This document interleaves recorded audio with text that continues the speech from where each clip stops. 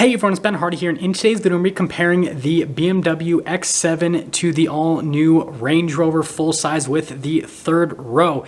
Now this comparison might seem a little bit strange, but they're both luxury SUVs, they both have 3 rows, and they both use the same powertrain now. And so we have to decide which one is the better application.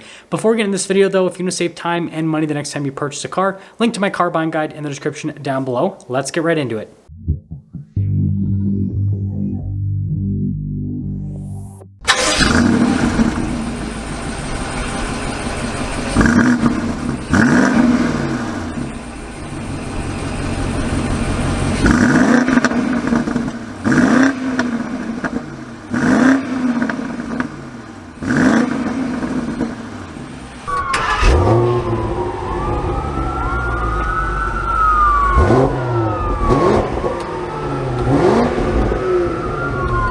Starting under the hood of the BMW, we have a twin-turbo 4.4-liter V8 that goes through an 8-speed automatic transmission. It's good for 523 horsepower and then 553 pound-feet of torque with this specific package on the X7. And let me tell you, it sounds fantastic with the X7. You guys heard the exhaust clip and with the pops and crackles and everything. It's just a cool sounding engine overall in the X7. Now popping over to the Range Rover, guess what? We have the same exact powertrain with the same power outputs. So 4.4-liter twin-turbo V8, 523 horsepower, 553 pound-feet of torque. But notice with the exhaust on the Range Rover, they've definitely dialed it back so that it's quieter to kind of go with the luxury theme that the Range Rover is going for.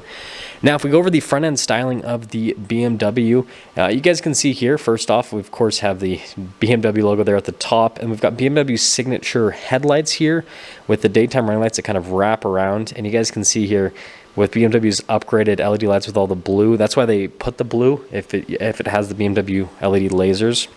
And then notice here with all of the accenting down below, it's all blacked out, including the kidney grille. And so basically it just looks like a BMW X3 or X5, but just bigger from a front-end perspective. Now with the new full-sized Range Rover, of course we've got our Range Rover logo there, front and center. They've basically kind of gone for a minimalist design with the front end, so you still have that cool stylized daytime running light, and you still have like the same grille, but notice how everything's very flush together, where it's like just like a flat line. Pretty much you have like different textures within the items, but nothing really pops out on the front end. So it has this very smooth kind of like modern appearance to it, which is very, very interesting. And it's a slight departure from the previous generation of Range Rover, that is for sure. But popping back over to the BMW, we've got massive wheels, and that's kind of a thing with these luxury SUVs, is they always do massive wheels because, you know, you got to make a statement as you're going down the road. But these wheels definitely have like a sporty appearance to them from a coloration perspective, but then also just with the design. Look how sharp all of the edges are, and then you've got the blue brake caliper. Notice we got the painted fender flares, and you guys can see here with the little accent piece again. There's going to be more sharp edges here on the BMW because it has like a sportier appearance. Now, the BMW is slightly smaller than the Range Rover. It's like 203 inches in terms of the length, if you guys are wondering.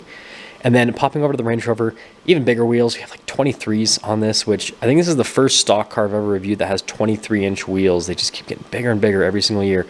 But notice there's a lot less happening, right? The wheels are all blacked out.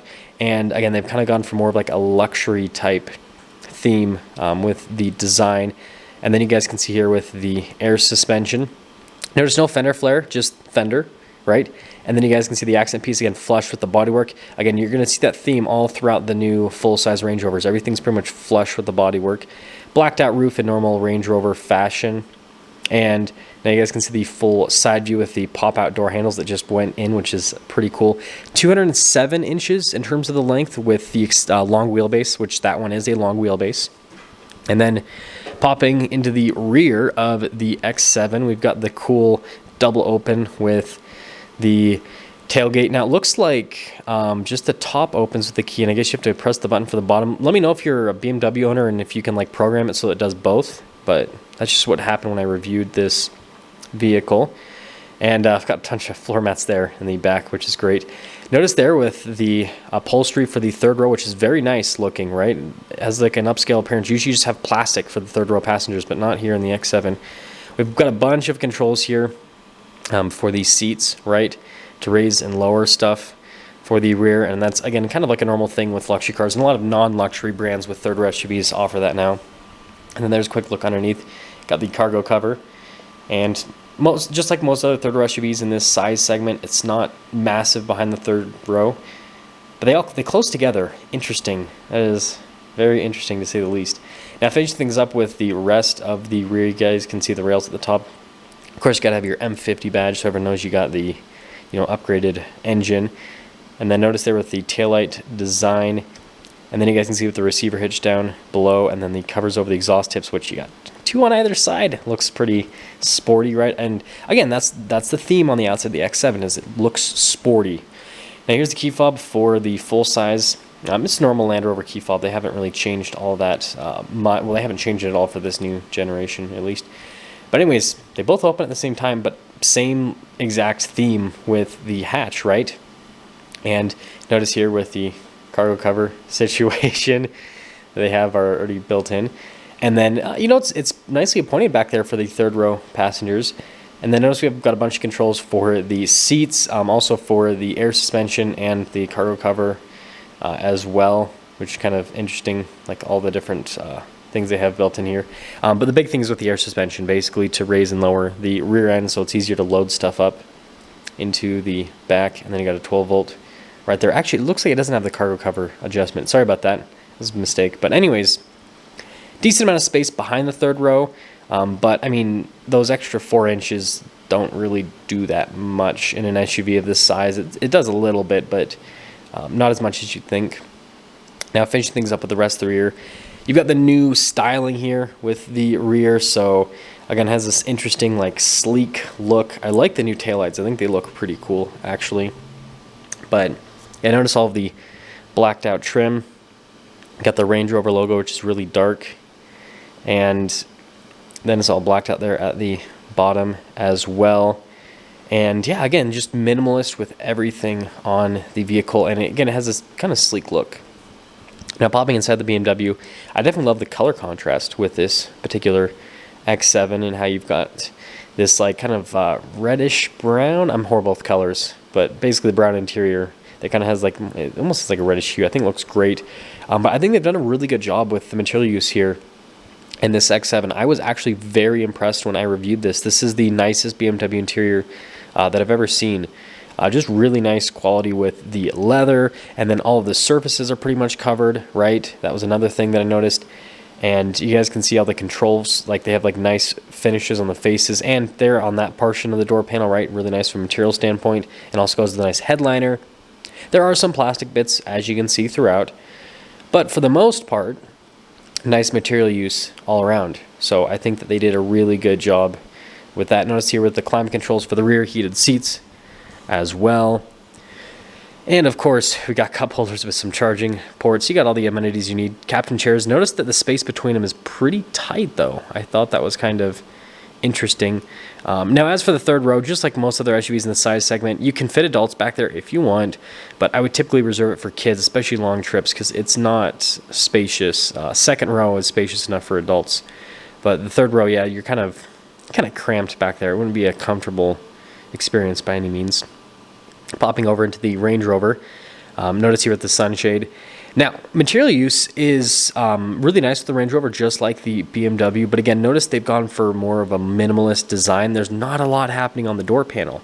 And I actually really like that. You've got the memory seat function built into the controls, right? They're doubling down on that with the building controls inside of controls because they're trying to clean up their design so there's not a lot happening. And then notice with the seats, again, not as much happening on the design, just really nice material use with it. And same thing with the controls there on the side. And then, but notice the buttons are actually more plasticky here on the side compared to the BMW, which is kind of interesting. But look at that, you can fully throw the seat forward, which is pretty cool to make it so you can access the third row. Now, Obviously, with the third row in the new Range Rover, again, it's not massive. You can fit kids back there for sure, and you can also fit adults back there. But again, I would kind of recommend to kind of reserve that for shorter trips rather than, you know, stuffing someone back there for like an 8-hour drive or something like that. If you really want to do like a road trip with a bunch of adults, you want to do like a freaking cargo van or something. Anyways, notice there with the space in the second row, it's great. And then you've got the like climate controls down below. You've got the USBs, and again, those climate controls double down with more controls like seat adjustment and not seat adjustment, but like if it had heated seats in the rear, then it would also double as that control, because again, they throw controls into controls. But yeah, definitely more minimalist with the design language overall. And again, that armrest area in the back it's nice. It doesn't look as like flashy as a BMW because there's not as much color happening, right? It's not as bright, but still, it's a nice place for a third row passenger from a material standpoint. But popping to the front of the X7, you guys can see everything is covered in leather, and then notice with all of the controls for the windows, those are all really nice with the finish. Got the blind spot monitoring for the mirrors, memory seats as well, and I'm pretty sure this one had massaging seats too, if I remember properly. But notice here with the front seat, you've got a really nice like pillowy headrest. You got that cool quilted design. Adjustments there on the side, full power, right? And then notice with the pedal layout down below, the pedals look pretty nice. Got all of your light controls. Steering wheel is power adjustable on the BMW. And then popping back over to the Range Rover. Again, really nice material use on the door panel. Got some nice pieces of trim. And then you got like your seat adjustment, and you guys can see with the trim, it kind of all continues down there. You got your window controls, which are really nice, mirror adjustments, and everything's kind of built into itself. And then notice here with the front seats, again, it's really simple with the overall look of the seat. And the pedals look nice, again, with the faces on them. And then notice there with the material use on the dash and all that, it's also solid. But popping inside the BMW here, ooh, pretty cool gauge cluster there. So here is the steering wheel. This is the steering wheel you get in pretty much every BMW. They don't really change it throughout the packages much, but you got paddle shifters there on the back. You've got your regular stocks as well. Then you've got like your cruise control, your steering assistance, you know, all the modern safety tech. But notice they're stitching around the airbag cover, which looks nice. Full digital gauge cluster, which is, again, something that is shared across BMW's lineup. I think it looks fantastic. It's, you know, makes sense, right? It shows a little navigation map. It shows you your fuel range, RPMs, all that. And notice when you change the drive modes, it changes what it shows there in the gauge cluster, which is pretty cool. Got a Sport Plus mode too. And let me tell you, this thing sounds amazing in the Sport Plus mode when you're really getting on it. That V8 is definitely a great sounding engine. It's a lot of it's with how they've, you know, formatted the exhaust in this one. But yeah, look at that. We do have massaging seats in the BMW. That's definitely a nice feature to have. So we got heated, cooled massaging seats. But anyways, we've got this 360 camera system here with the X7. And you guys can see with all the different camera views all around. Definitely solid. It's not I mean, it's a bigger size SUV, but it's not massive. And so, you know, I wouldn't necessarily need a 360 camera system, but it's nice that it has it. And then as for the rest of the infotainment system, you got that shortcut bar there, and then you've got like the main screen here with the infotainment system. And, you know, in terms of the overall look of it, I think it looks okay, but it's not necessarily like the coolest looking system, but it's easy to use. It's pretty intuitive overall, and so I can't knock them for the usability of the infotainment system. I think they've done a good job with that. Got the shortcut for the safety tech, and then your climate controls down below, and then you've got like the notice you can press like the shortcut buttons to different stuff. Controls for the heated and cooled seats, it's in one button, which is kind of interesting how they have that set up. And then analog controls for the radio, and then you can just have your finger over the preset buttons and it pulls it up on the screen right there, which is kind of cool. So it's interesting how they have that set up, so you don't actually have to press the button, I guess. And then notice here with the storage space, pretty solid right there. Wireless phone charger inside. You've got some cup holders, 12 volt. Again, a lot of practical stuff. And look at that. We got some cooled cup holders. That is definitely a nice luxury feature to have. And then you guys can see here with the shifter, not shifter, sorry, the dial for the infotainment system. Shifter's right next to it. But that's just the analog control if you don't want to use the touchscreen functionality, basically. And then notice like hill descent control, you got all of the drive modes with the BMW. And then you've got that nice crystal shifter right there.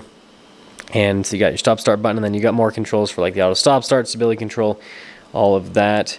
And I think it's a nice looking area again with the crystal shifter, that is for sure. And then here is the center console. As you can see, really nice material use there on top of it. And then notice with the dash as well. I think that looks fantastic with the leather. Pretty normal glove box though. Nothing crazy happening there. Nice handle though on the outside of the glove box. And again, just really nice interior, I think, overall with the X7. And we've got a panoramic sunroof, which is pretty typical for most luxury SUVs. And then you got all of your controls here at the top for the sunroof. Nice, again, upgraded headliner, all that. But popping back over to the Range Rover. Ooh, cool digital gauge cluster yet again. Now here's the steering wheel.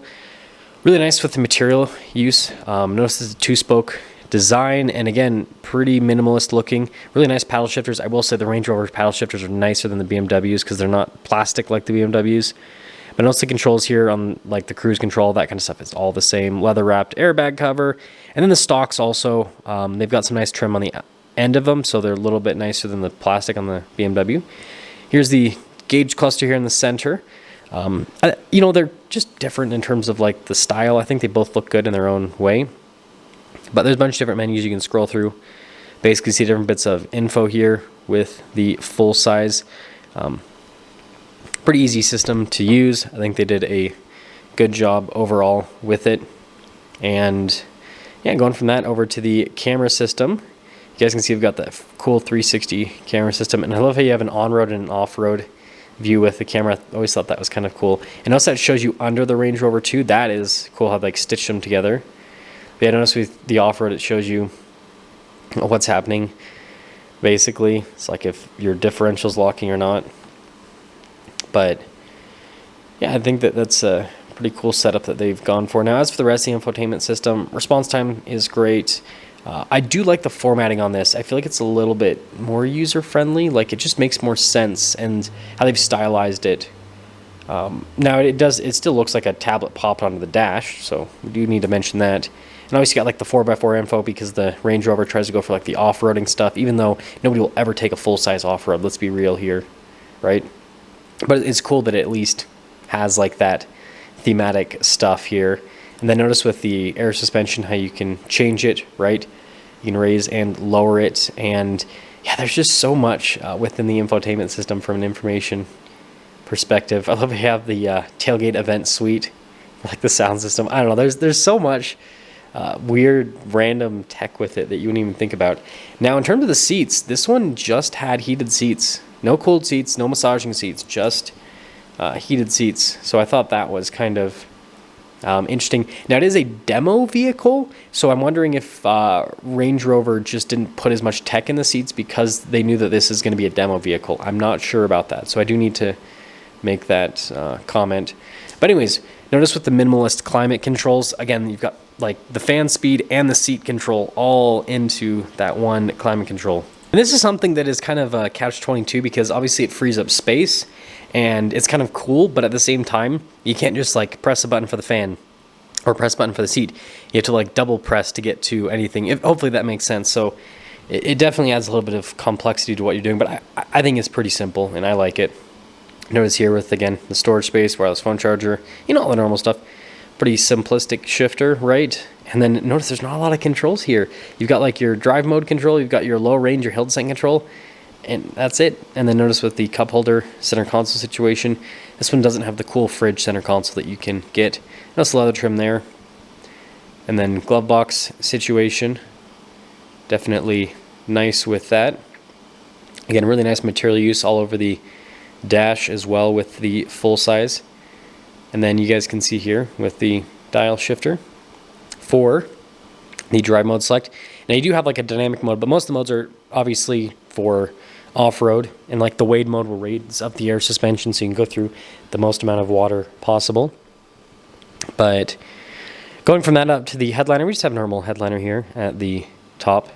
Really nice looking grab handles though, I can say that. And then we do have a full panoramic sunroof just like in the BMW. And then we got a camera mirror, which is a nice bit of safety tech. So summing things up from a price point perspective, that Range Rover is like $140,000 with how it was equipped. Now that BMW X7, I didn't have a window sticker when I originally reviewed that, but the X7 starts at like just under $100,000 for the M50i.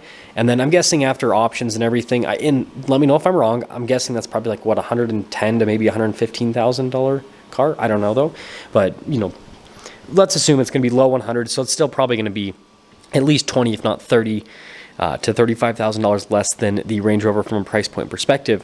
And this is where things are kind of interesting now for Range Rover, because now that they are using, you know, BMW's twin turbo 4.4 liter V8 rather than opposed to their old supercharged 5 liter V8, you know, there's not as much of a difference between the vehicles. Now, obviously, completely different stylistic approaches from the interior to the exterior, but you guys will notice there's a lot of similar features with both vehicles, and the BMW actually had more features because it had massaging seats that were also air-conditioned, whereas the Range Rover didn't have either of those functions, just heated seats.